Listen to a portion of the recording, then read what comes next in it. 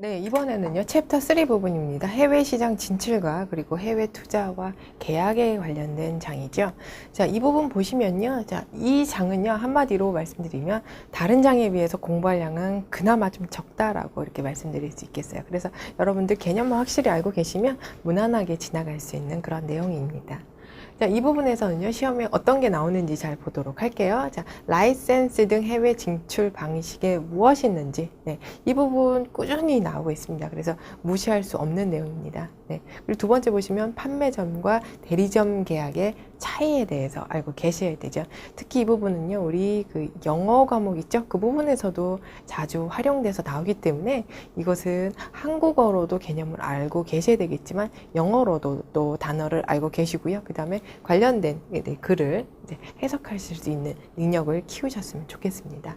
네, 그리고 주로 이 부분에서 나오고 있고요. 굳이 또 말한다면 네, 국제 건설이나 자원개발 계약 종류 이런 것들도 나오는데 이 부분은 상대적으로 예에 비해서 이제 출제 빈도는 현저하게 떨어집니다. 그래서 여러분들은 공부하실 그 시간이 많이 없다라고 하시는 분들은 이 위에 두 개 먼저 공부하시는 전략을 사용하시기 바랍니다. 자, 그럼 이제 샘플 문제 하나 보여드릴게요. 자, 기술 도입 계약에 있어서 보기 설명에 해당하는 것은 무엇인가? 라고 나오고 있네요. 자, 2012년에 나왔었네요. 자, 기술 제공자가 기술을 빌려주는 사람을 얘기를 하는 거죠. 즉, 이런 경우들은 이제 라이센스 형태를 얘기를 하는 거죠. 라이센스 계약을 맺어서 그 기술을 빌려주는 경우를 얘기를 하고 있는 것 같습니다. 자, 기술 제공자가 그 특정인에게 사용할 수 있는 권리를 허락한 경우에는 다른 3자에 대해서는 이와 똑같이 중복되는 권리에 대해서 사용할 수 있도록 허락하지 아니한다 라고 나오고 있습니다. 즉 뭐냐면 자, 우리가 어떤 특허가 있습니다. 이 기술을 우리 회사만 사용을 하고 있는데 우리가 다른 회사에도 빌려주기로 했어요. 네, 그래서 계약을 맺었습니다. 이 계약을 얘한테만 해주고요. 즉 이 특허를 얘만 사용할 수 있게 해주고요. 그 다음에 다른 사람한테는 얘한테 줬던 똑같은 그 기술이나 특허를 다른 사람한테는 똑같이 사용할 수 없게 하는 그런 계약을 얘기를 합니다. 자, 이것은 독점적이라고 표현을 하죠. 왜냐하면 이거에 관련돼서 얘만 사용할 수 있게, 즉 독점적으로 사용할 수 있는 권리를 주는 것이기 때문에 이런 계약은요, 바로 독점적 라이센스 계약이라고 표현을 합니다. 그래서 2번이 적절한 답이 되겠습니다. 자, 이런 것처럼 개념만 알고 계시면 여러분들 무난하게 풀 수 있는 그런 문제들이 나옵니다. 자, 그 다음에 이제 두 번째 보죠. 해외 직접 투자의 동기로 틀린 것 이렇게 물어보고 있습니다. 자, 그러면 이 문제에서는요, 해외 직접 투자라고 하는 것으로 보아 그러면 틀린 답은 간접 투자에 대한 내용이겠구나 라고 여러분들 유추하실 수 있을 겁니다. 자, 그럼 일단 먼저 이 문제를 풀기 전에 하나 우리 정리하도록 할게요. 자, 해외 직접 투자라는 것은 뭐냐면 예를 들어서 해외에 지사를 하나 건설을 한다거나 혹은 그 우리나라 회사 말고도 외국에도 하나 조인트 벤처 혹은 하나의 회사를 또 만드는 경우 이런 것들이 바로 직접 투자라고 말씀드릴 수 있는 거고요. 그다음에 이제 간접 투자라는 것은 우리 회사 자체적으로 그 외국에 진출하기는 힘들어요. 그래서 그 외국에서 활동하고 있는 회사의 주식을 산다든지 혹은 그 회사에 투자를 해서 그 회사가 돈을 더 잘 벌고 그 다음에 그 수익으로 인해서 나도 돈을 더 많이 회수할 수 있게, 즉 간접적으로 투자한다라고 해서 간접 투자라고 얘기를 하죠. 자, 그럼 여기서 말하는 직접 투자라는 것은 왜 이렇게 직접적으로 할까요? 자, 여러분들 예를 들어서 우리나라의 회사가 외국에 지사가 없다가 지사가 생겼어요. 그 나라로 진출했어요. 자, 그러면 그것은 어느 정도 안정적인 시장을 봤기 때문에 그렇죠. 그죠? 그래서 이거는 그 시장에도 잠재 수요가 충분히 많다라는 것을 본 경우 혹은 이제 그 회사가 그 회사가 외국에도 진출하는 것이기 때문에 그 외국에 있는 자원들, 그러니까 인적 자원이나 혹은 천연 자원 그런 것들 있죠. 뭐 그런 것들, 인적 자원 뭐 이런 것들을 다 이제 사용하고 싶은 경우에는 이제 외국으로도 이제 진출을 하게 되는 거죠. 네. 자, 그러면 이제 우리 해외 직접 투자와 간접 투자 이렇게 정리를 했고요. 그러면 이 중에서 이제 해외 직접 투자의 동기, 직접 투자를 왜 하는지에 대해서 틀린 것을 고르는 그런 문제를 한번 풀어보도록 하겠습니다. 자, 1번 볼게요. 시장의 규모를 고려하는 경우. 그쵸? 이미 말씀드렸어요. 그죠? 해외에 이미 시장이 되게 많이 커요. 사람이 많아요. 잠재 인력도 많고 막 수요가 엄청나요. 네, 맞습니다. 그럼 1번은 시장의 규모를 고려해서 충분히 사업성이 있기 때문에 진출을 하는 것이다. 맞습니다. 자, 그 다음 2번 보도록 할게요. 생산의 효율성을 고려해서. 자, 여기서 말하는 효율성이라는 것은 효율성 뭔지 아시죠?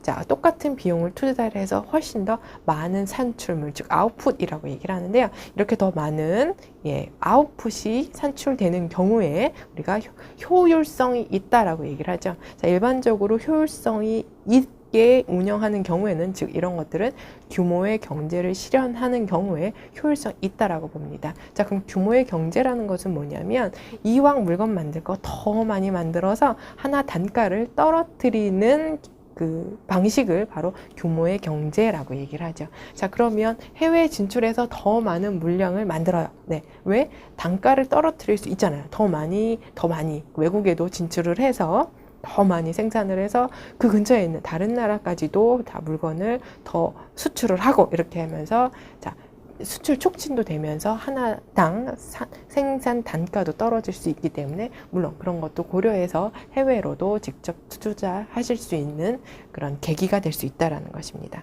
자, 그 다음에 이제 3번 보도록 하죠. 원료 획득의 용이성을 고려했다. 그렇죠. 외국에 있는 천연 자원이나 인적 자원을 활용하기 위해서 외국으로 진출을 하는 거죠. 네, 그래서 역시 3번도 맞는 보기가 되겠습니다. 자, 이에 반해서 이제 4번 보도록 할게요. 이자 수익의 극대화, 이자 수익. 자기가 돈 투자한 거에 대해서 이자 수익을 극대화한다. 자, 이것은 무슨 투자라고 얘기를 했습니까? 바로 간접 투자라고 얘기를 했죠. 그죠? 그 회사의 주식을 산다던가, 혹은 이제 돈을 투자해서 거기에 대한 수익을 받는다던가, 즉 이런 거 쉽게 말해서 우리가 재무적 투자라고 얘기를 하는데요. 이런 것들을 극대화하기 위한, 즉 간접 투자의 목적이죠. 그래서 역시 이런 것들은 4번은 바로 이제 간접 투자에 관련된 내용이다라고 해서 4번이 이제 틀린 답이 되겠습니다. 네, 됐고요. 자, 다음 문제 보도록 하죠. 자, 이 계약 조항에 들어가는 국제 서비스 계약은 무엇인가? 네, 이거 보시는 것처럼 분명히 이 문제는 한국말로 나오는 문제입니다. 근데 보기가 지금 영어로 되어 있죠. 네, 이런 식으로 무역 영어는요. 자, 기본 개념을 알고 있고 이거를 영어로 활용해서 풀게 하는 그런 문제가 많이 나오고 있습니다. 자, 이런 추세 꼭 여러분들이 알고 계셔야 될 것 같아요. 자, 그러면 이거 보도록 할게요. 이런 계약은 무엇이냐라고 나오는데요. 자, 뭐 디스트리뷰터 뭐 이런 거 나오고 있네요. 자, 그런 거 모른다고 쳐도 한번 전체적인 내용을 한번 보도록 할게요. 자, 이거 보면 FOB 기준으로 어떻게 한대요? 첫 번째 해에는 이만큼을 구매를 해야 되고요. 네, 여기 구매라고 써있죠. 자, 미니멈 퍼쉐이스라고 써있습니다. 자, 계약을 한 후에 첫 번째 년에는요, 첫 번째 해에는 최소 자, 이만큼의 구매를 해야 되는 것이고요. 그 다음에 2차 년도에는 이만큼을 최소한 구매를 해야 된다. 그리고 3차 년은 이만큼 구매를 해야 된다라고 그 계약하는 형태를 얘기를 합니다. 이런 건 뭐예요? 자, 판매점 계약인 거죠. 판매점 계약. 자, 그러면 여러분들 아주 많이 헷갈리시는 부분이 바로 이런 거. 이거 두 개에 대한 비교입니다. 판매점과 대리점 계약의 차이를 알고 계셔야 돼요. 자, 일단 대리점 계약 먼저 말씀드릴게요. 대리점 계약이라는 것은 말 그대로 대리 역할을 하는 회사를 얘기를 합니다. 자, 예를 들어서 우리나라에서 여러분들이 어떤 물건을 사려고 했는데 그 물건은요, 외국에서만 파는 물건이에요. 네. 그래서 어떻게 해요? 외국에서는 우리나라의 그 수요자의 수요도 이런 반영하기 위해서 어떻게 하냐면 그 회사에서 우리나라에 직접적으로 진출하는 경우도 있지만 진출하면 또 비용이 많이 비싸죠. 그래서 우리나라에 있는 어떤 회사한테 대리점의 기능을 부여를 합니다. 그러면 이제 이 대리점은 뭐냐면 이 본사, 외국에 있는 본사의 역할을 똑같이 수행합니다. 그래서 우리나라에 있는 수요에 대해서 적극적으로 반영하고 이제 조치할 수 있는 그런 역할을 합니다. 즉 대리 역할을 한다라고 해서 대리점이라고 합니다. 자, 그러면 고객 입장에서 봤을 때 이 대리점이나 이 본사나 같은 회사처럼 보이는 거예요. 사실 지사는 아니지만 같은 회사의 기능을 하고 있는 거죠. 자, 그래서 이런 대리점은요, 우리나라에 대해서 수요가 오면 판매하는 그런 역할을 주로 하기 때문에 이 대리점은요, 최소 그 본사와 계약을 했을 때 매년 무조건 얼마를 사야 된다라는 그런 강제적인 그런 내용은 없습니다. 강제 내용은 없어요. 왜? 수요에 대해서 우리가 충실하게 반영을 하는 하면 되는 거기 때문에 그게 바로 대리점이라는 겁니다. 자, 이에 반해서 이제 판매점이라고 있어요. 1번 보시면 판매점이라고 있죠. 판매점은 뭐냐면 그 본사와 어떤 대리점 관계는 아닌데 그 본사에서 이 판매회사는요, 이 본사에서 자기가 자기 이름으로 물건을 사와 가지고요, 우리나라에서 자기가 수익을 더 붙여서 파는 형태를 얘기를 합니다. 그래서 판매만 한다라고 해서 판매점이라고 얘기를 하는 거예요. 자, 그러면 자, 이런 계약 한번 볼게요. 자, 이 본사랑 계약을 한 우리나라, 외국의 이 본사와 그 계약을 한 우리나라에서 만약에 계약을 한다면 1년에는 무조건 얼마 사야 되고 2년 차에는 얼마 사야 되고 3년 차 얼마 사야 돼요.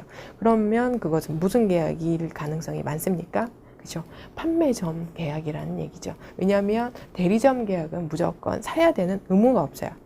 최저 구매량이 정해져 있지 않습니다. 이에 반해 판매점 계약은요, 일반적으로 최저 구매량이 정해져 있어요. 왜냐하면 그 본사와 판매점 계약을 해주기 때문에 네가 최소한 이 정도는 네가 니네 나라에서 팔아줘야 된다라고 규정을 하는 그런 내용입니다. 그래서 이 문제는 답은 바로 판매점 계약이 맞다라는 것이죠. 네, 이렇게 해서 여러분들 판매점 계약과 대리점 계약 구분하시는 연습을 하시기 바랍니다. 네.